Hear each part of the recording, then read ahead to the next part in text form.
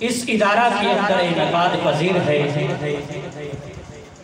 دعا ہے کہ مالک کائنات تمام بزرگوں کا، تمام نوجوانوں کا، بچوں کا اس محفل پاک میں بیٹھنا مل کر اپنی بارگاہ میں قبول فرمائے، اور اس مقدس ماہ کے صدقے اللہ تبارک و تعالی ہمارے گناہوں کی مغفرت فرمائے۔ سامعین محترم، آپ حضرات کے درمیان زیادہ دیر حائل نہیں ہونا، وقت کے دامن میں گنجائش کم، وقت کو مد نظر رکھتے ہوئے میں اپنی حاضری کا آغاز کرنے لگا ہوں، اور انشاءاللہ العزیز اس محفل پاک کا باقاعدہ آغاز اللہ رب العزت کی لارب کتاب سے کریں گے۔ مالک کا کرم ہے کہ اللہ تبارک و تعالی نے ہمیں ایک بار پھر اپنی زندگی میں حضور علیہ السلام آپ کی آمد کے سلسلہ میں محفل میلاد کے اندر بیٹھنے کا شرف حاصل بخشا ہے۔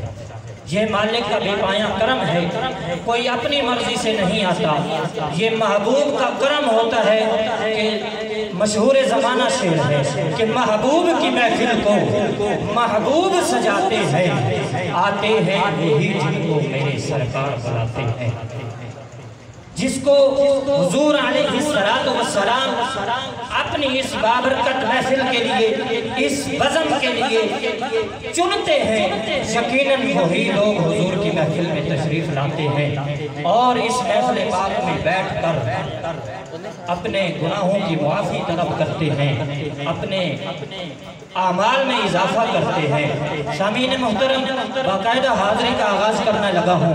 ہر ابتدا سے پہلے، ہر انتہا کے بعد جڑے لفظی سمجھ آگے دوما ہاتھاں نوں بلند کر کے میں اپنی تعریف نہیں کر رہا، نہ ہی تواڈی تعریف کر رہا، بلکہ میں اس نبی آخر الزمان کی تعریف کر رہا جڑا امام الانبیاء ہے، سلطان الانبیاء ہے، سید المرسلین ہے۔ دوما ہاتھاں نوں بلند کر کے آکھو سبحان اللہ، اپنے ہاتھاں نوں جھنڈے بنا کے آکھو سبحان اللہ۔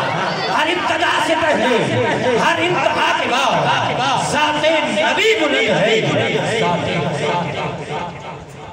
ہر ابتدا سے پہلے، ہر انتہا کے بعد ذات نبی بلند ہے، ذات خدا کے بعد۔ اور دنیا میں احترام کے لائق ہیں جتنے لوگ، میں سب کو مانتا ہوں میں سب کو مانتا ہوں، سب میرے ماتھے کا جھومر، سبھی کو مانتا ہوں مگر مصطفیٰ کے بعد۔ جناب آدم کو مانتا ہوں مگر مصطفیٰ کے بعد، جناب عیسیٰ کو مانتا ہوں مگر مصطفیٰ کے بعد، جناب موسیٰ کو مانتا ہوں مگر مصطفیٰ کے بعد، جناب ابراہیم کو مانتا ہوں مگر مصطفیٰ کے بعد، کم و بیش 1,24,000 پیغمبروں کو مانتا ہوں مگر مصطفیٰ کے بعد، صدیق اکبر کو مانتا ہوں مگر مصطفیٰ کے بعد، عثمان غنی کو مانتا ہوں مگر مصطفیٰ کے بعد، عمر فاروق کو مانتا ہوں مگر مصطفیٰ کے بعد، حیدر کرار کو مانتا ہوں مگر مصطفیٰ کے بعد۔ قصہ ہی ختم کر دیا کہ احترام کے لائق ہے دنیا میں جتنے لوگ، میں سب کو مانتا ہوں مگر مصطفیٰ کے بعد۔ انج نہیں سبحان اللہ، دونوں ہاتھوں نے بلند کر کے اے او اس رب دا نام تسی اپنی زبان دے نال لینا ہے جڑا تانوں تے مینوں تخلیق کرانا والا ہے، سارے جہان نوں پوری مخلوق نوں تخلیق کرانا والا ہے۔ ایک بار پھر آکھو سبحان اللہ۔ دنیا میں احترام کے لائق ہیں جتنے لوگ، میں سب کو مانتا ہوں مگر مصطفیٰ کے بعد۔ سامعین محترم، اس محفل پاک کا آغاز اللہ رب العزت کی لاریب لا شک و شبہ کتاب کے ساتھ میں کروانا چاہتا ہوں۔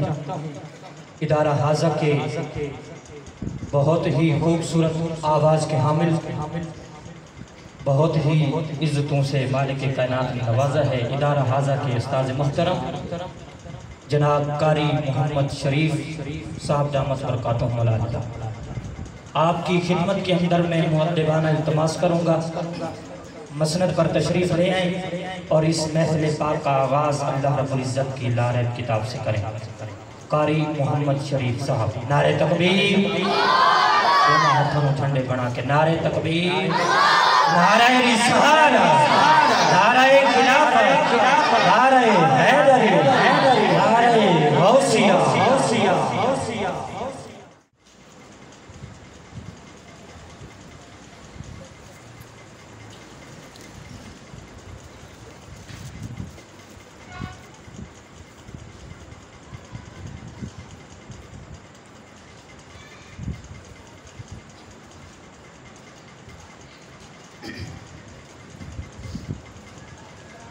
أعوذ بالله من الشيطان الرجيم.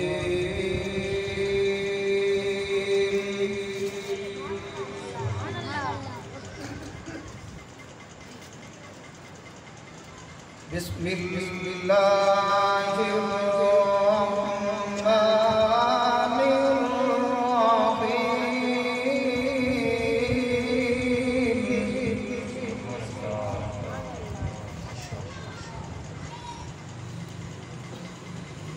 قل إن كنتم تحبون الله فاتبعوني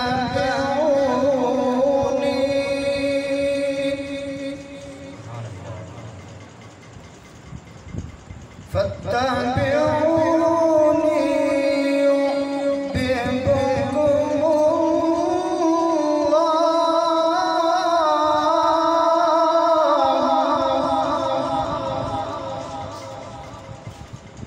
ويغفر لكم ذنوبكم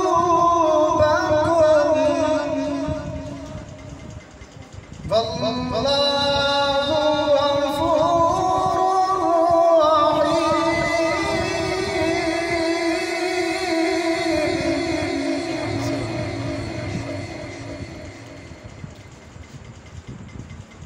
قل إن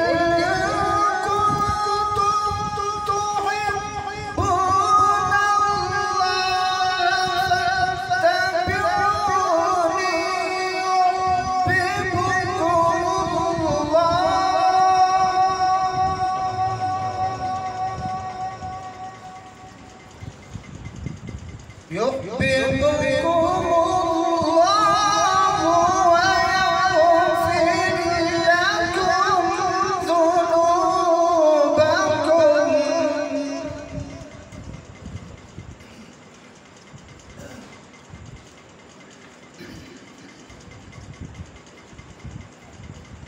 قل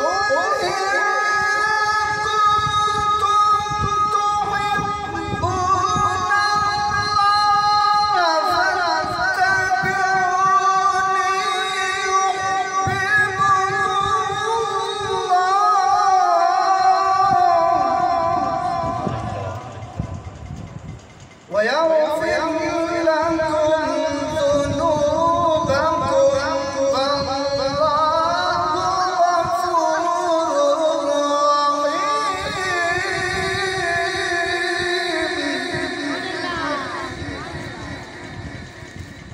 ويغفر لكم ذنوبكم والله غفور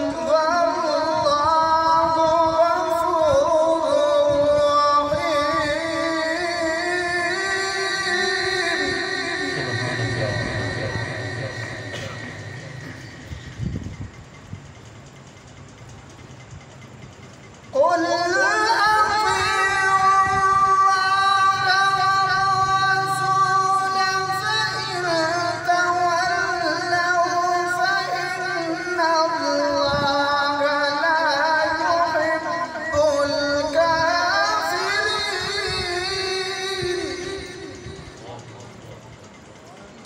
فإن تولوا فإن الله لا يحب الكافرين.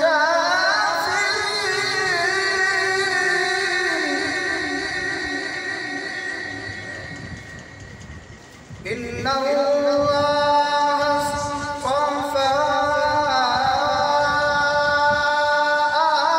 آدم ونوحا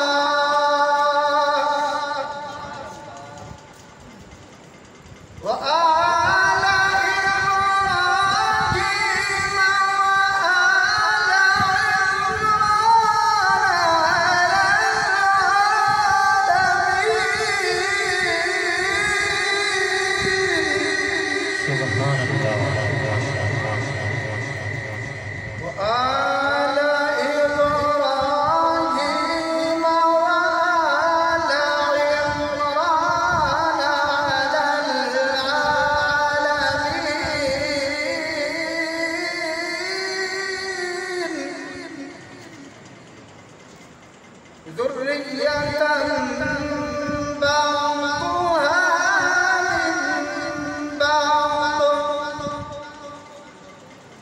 والله سميع عليم.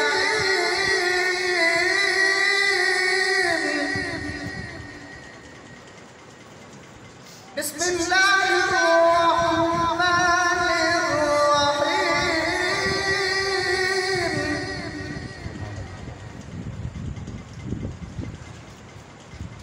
بسم الله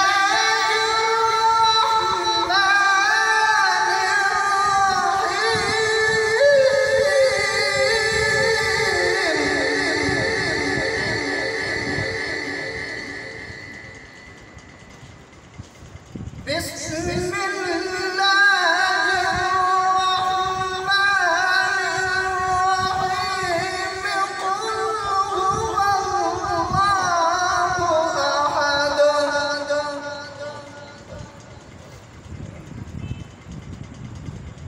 هو الله أحد الله الصمد لم يلد ولم يولد ولم يكن له كفوا أحد.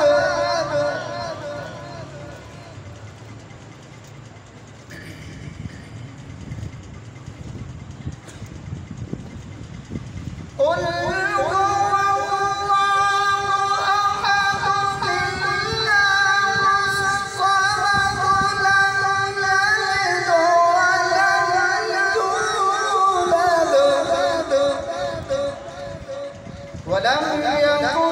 يكن له كفوا أحد. بسم الله